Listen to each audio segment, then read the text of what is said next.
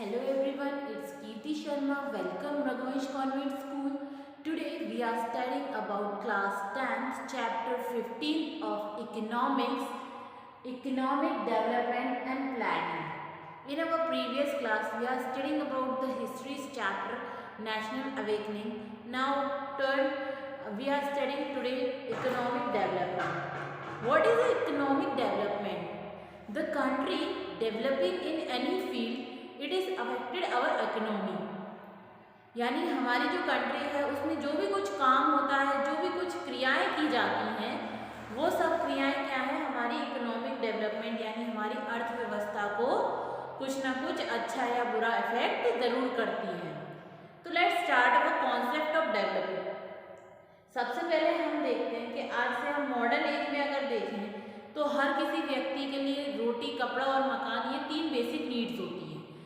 और आजकल जिस हिसाब से लोगों की इनकम बढ़ती जा रही है, कहीं ना कहीं वो क्या है अच्छी से अच्छी चीज़ें जैसे एजुकेशन, हेल्थ, इन सब चीज़ों पे ज़्यादा खर्च करने लगे हैं. और हर कुछ लोग ऐसे भी हैं जिनकी इनको ये 3 चीज़ें भी मिल जाए तो उनके लिए वो बहुत ज़्यादा होती है, क्योंकि हमारी इकोनॉमिक कंडीशन क्या है अभी डेवलपिंग कर रही है, धीरे धीरे डेवलप हो रही है, पूरी तरीके से डेवलप्ड नहीं हो पाई है.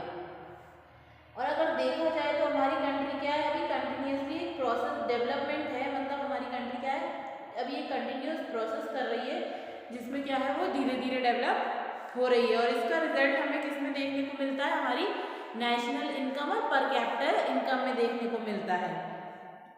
अब हम पढ़ते हैं कॉन्सेप्ट ऑफ डेवलपमेंट यानी किस तरीके से कंट्री डेवलप करती है. In ancient time India was known as the golden sparrow. आज से काफ़ी पुराने टाइम में इंडिया को क्या है गोल्डन स्पैरो यानी सोने की चिड़िया कहा जाता था. It means that all that time India was a procedure and developed country. यानी उस टाइम पे हमारी इंडिया क्या है हर तरीके से धन संपत्ति से परिपूर्ण थी और बहुत ही ज़्यादा डेवलपिंग कंट्री थी. Here's the economy was mainly based on simple living. और उस टाइम जो मतलब जीवन था वो क्या बहुत सिंपल लिविंग था, लोग हार्ड वर्क करते थे और भाईचारे के साथ मिलकर रहते थे. Sufficient food grains were obtaining from fertile land and cottage and rural industry made their living easy. उस टाइम क्या था खाने की भी पर्याप्त मात्रा में पूर्ति हो जाती थी और हमारी जो कॉटेज और रूरल इंडस्ट्रीज हैं वो भी बहुत अच्छे से और हमारी जो ज़िंदगी है उसको और भी आसान बना देती थी. Trade was done on large scale with peoples.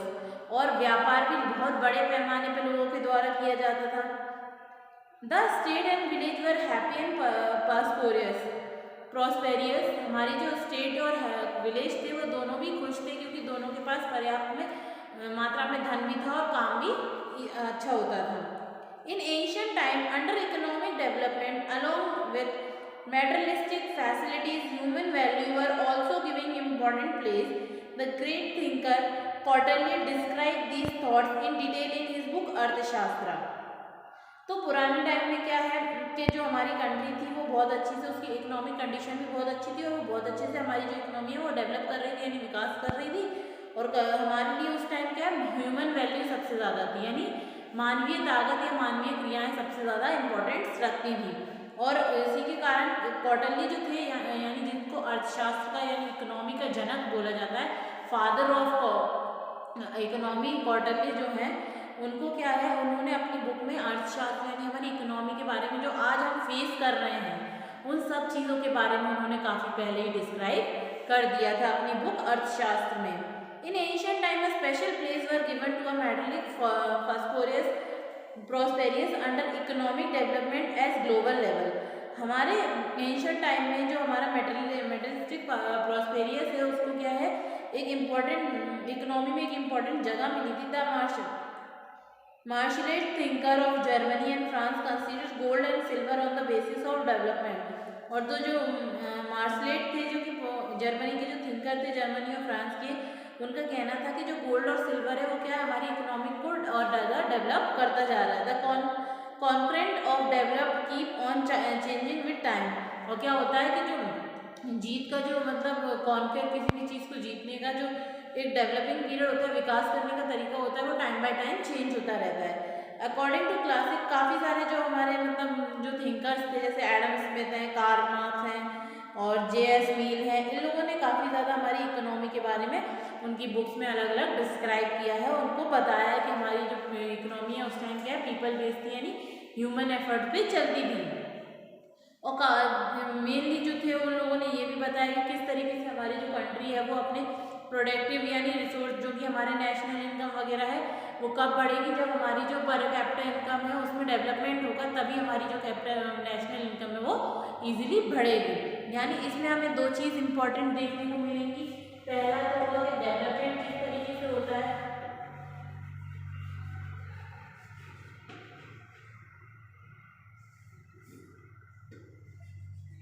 First है डेवलपमेंट, सेकंड है नेशनल इनकम क्या है, और national income, and third is पर कैपिटल इनकम।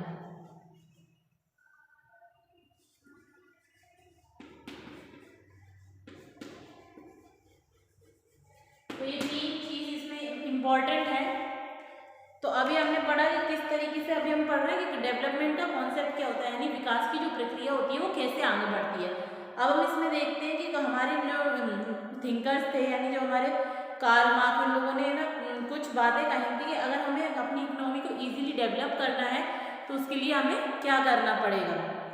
तो उन्होंने पहला पॉइंट दिया था, यानी डेवलपमेंट के कैरेक्टरिस्टिक्स में दिया था कंटिन्यूअस प्रोसेस, यानी जो हमारी इकोनॉमिक डेवलपमेंट होती है वो क्या है, एक ऐसी कंटिन्यूअस प्रोसेस होती है।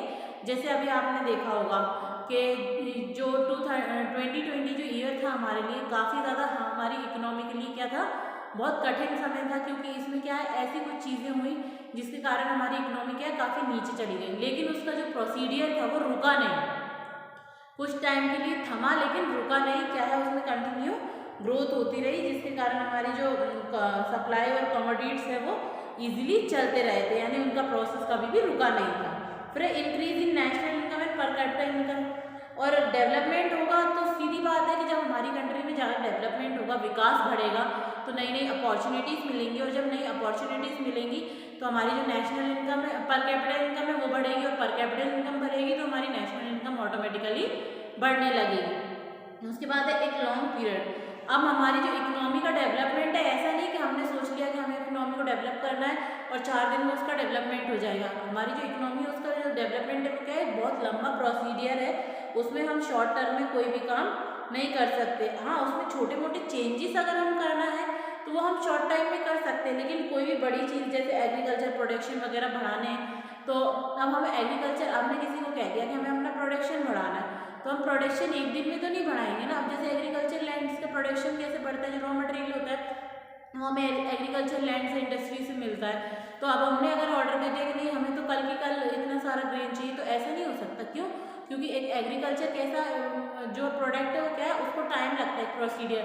पहले आप खेतों में हकाई करोगे, फिर उसमें बीज डालोगे, जब वो बीज ग्रो करेगा उसके बाद उस पर फ्रूट्स आएंगे, मतलब जो भी उसका फ्रूट या अनाज जो भी है वो आएगा, फिर वो कुछ टाइम बाद पकेगा, तब उसका कटाई होगी, फिर साफ सफाई, तो मतलब एक बहुत लंबा प्रोसीडियर हो जाता है। और इसी तरीके से जो हमारी इकोनॉमी है उसमें भी डेवलपमेंट एक दिन में या एक महीने में नहीं होता, उसमें काफ़ी लंबा टाइम लग जाता है उसको डेवलप करने में। उसके बाद है proper utilisation of source.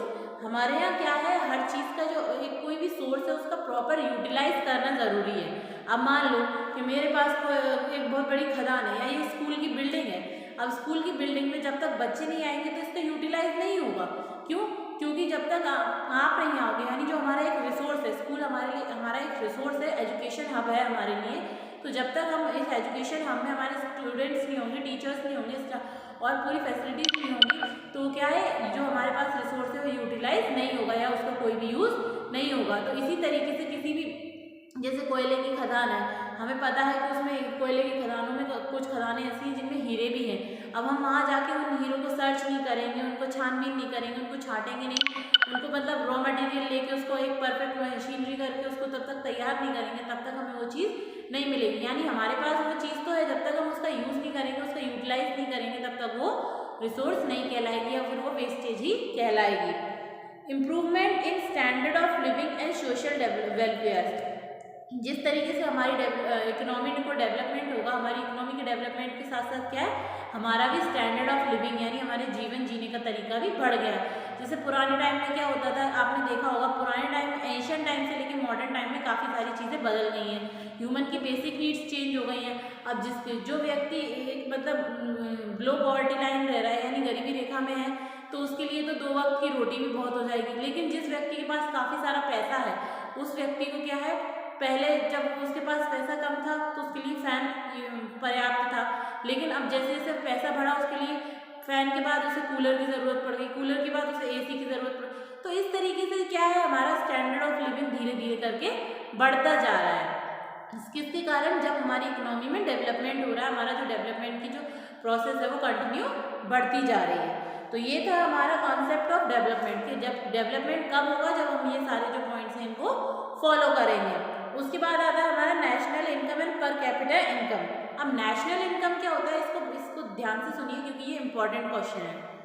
National income is the income of a country, it is obtained by adding the monetary value of the commodities and service product in a country in a year.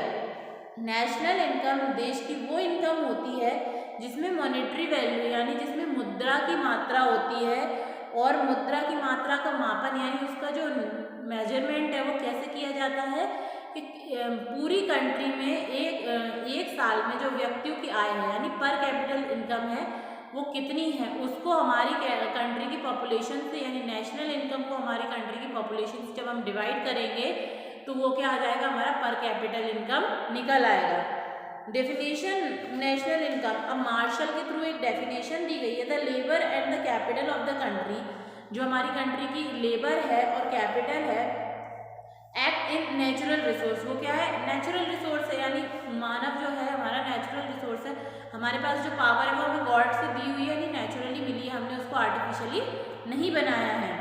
Material and non material including service of all kind product annually a certain net aggregated of commodities, this is the real net amount income of revenue on the country on the national डिवाइडेशन। यानी जो metal और non metal यानी हम किसी भी तरीके से जो हमारी आय हो रही है, हमारी जो पर कैपिटल इनकम निकल रही है, उस इनकम को हम नेशनल इनकम से डिवाइड करेंगे तभी हमारी मेन इनकम मिल पाएगी। तो उसके लिए कुछ नेशनल को कुछ डिविजन्स में डिवाइड किया है। पहला है national income is related to all qualities of the good and services produced in a particular period on an year, यानी एक साल में हमारी कंट्री में जो गुड्स हैं यानी हमारा जो प्रोडक्ट है वो कितनी सर्विस यानी हमने कितना बेचा है, कितना कमाया, उन सब के जो पूरा टोटल अमाउंट जो निकलता है उसको काउंट किया जाता है। Market price of all kind of goods and services are included in a national income in which price of one commodity is counted only once. Market में जो भी गुड्स की प्राइसेस चल रही है उन सबको क्या है, नेशनल इनकम में गिना जाता है और एक व्यक्ति को एक ही बार में काउंट किया जाता है। Income from foreign countries is adding to it in income earned by the foreign from the country is deducted from it. हमारी जो इनकम है उसको फॉरेन कंट्री की इनकम से जोड़कर जो हम जो फॉरेन में जो व्यापार कर रहे हैं, जो भी ट्रेड कर रहे हैं, उन सभी अमाउंटों को जोड़ने पर जो अमाउंट मिलता है वो हमारी नेशनल इनकम कहलाती है। अब होता है हमारा पर कैपिटल इनकम। पर कैपिटल इनकम का सीधा सीधा मतलब है when the national income of a country is divide by it's total population, यानी हमारी नेशनल इनकम को कंट्री के हर एक व्यक्ति पॉपुलेशन के आधार पर बांट दिया जाता है, उसको हम क्या कहते हैं, पर कैपिटा इनकम। पर कैपिटल इनकम को निकालने के लिए एक फॉर्मूला दिया हुआ है, फॉर्मूला है आपका national income divided by total population of country. जब हम हमारी नेशनल इनकम को हमारी टोटल पॉपुलेशन ऑफ कंट्री यानी हमें जो नेशनल हमारे जो एक साल में हमारी कंट्री में जो भी चीज़ें उत्पादित हो रही हैं यानी जो भी प्रोडक्शन हो रहा है उसको कि उसकी कितनी इनकम है उसको अगर हम जो हमारी टोटल पॉपुलेशन यानी हमारी कंट्री की जितनी भी जनसंख्या है उससे डिवाइड करेंगे तब हमें क्या मिलेगा, हमारा पर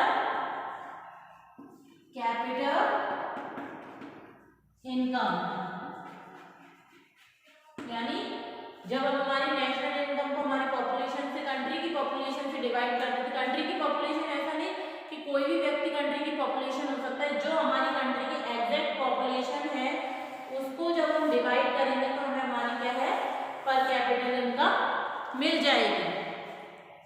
पर capital income gives us an idea of a standard of living of the people of their country. पर कैपिटल इनकम से हम हमारी जो कंट्री है उसके लोगों के स्टैंडर्ड का पता लगा सकते हैं कि हमारी जो कंट्री में लोग किस तरीके से जीवन यापन कर रहे हैं। इफ द पर capital income is increase in a country, अगर हर कंट्री में या किसी भी कंट्री में पर कैपिटल इनकम बढ़ती है, it means that the living of the people of that country are becoming happier. यानी किसी भी व्यक्ति की जो पर कैपिटल इनकम है वो सही मात्रा में बढ़ रही है, तो इससे मापा जा सकता है या जाना जा सकता है कि वहाँ के लोग जो है वो क्या है, अपनी लाइफ से खुश हैं। It means this standard of living is improve, यानी उनका जो लिविंग ऑफ स्टैंडर्ड है वो क्या है, बढ़ता जा रहा है और एक सही मात्रा में दिख रहा है। तो ये थे हमारे दो मेन पॉइंट्स, पर कैपिटल इनकम, नेशनल इनकम और कॉन्सेप्ट ऑफ डेवलपिंग, यानी किस तरीके से हमारी कंट्री में हमारे इकोनॉमिक का डेवलपमेंट होता है, उसके बाद हमारी नेशनल इनकम क्या होती है और हमारी पर कैपिटल इनकम क्या होती है। तो आज के लिए सिर्फ ये 3 पॉइंट्स, अगला टॉपिक हम नेक्स्ट वीडियो में पढ़ेंगे। Thank you for watching the video.